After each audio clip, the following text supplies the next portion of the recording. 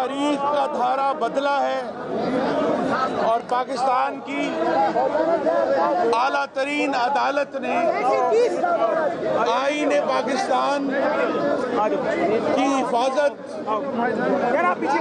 आईन पाकिस्तान की तौकीर और असल में 22 करोड़ पाकिस्तानियों की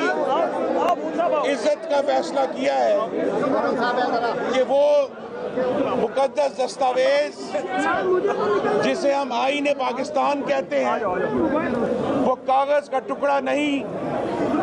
आज अदालत ने और पूरी पाकिस्तानी अवाम अदालत के साथ है ये कहने में कि हमारा 1973 का आईन एक जिंदा दस्तावेज है और ये जो जिंदा दस्तावेज है, इसके ऊपर हमला किया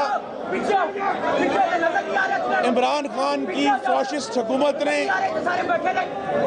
इस जिंदा दस्तावेज के ऊपर हमला किया फाशिस्ट कुव्वतों ने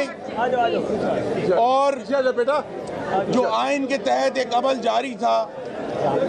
तहरीके अदम एतमाद का वज़ीर आज़म के खिलाफ, उसको जब एक झूठी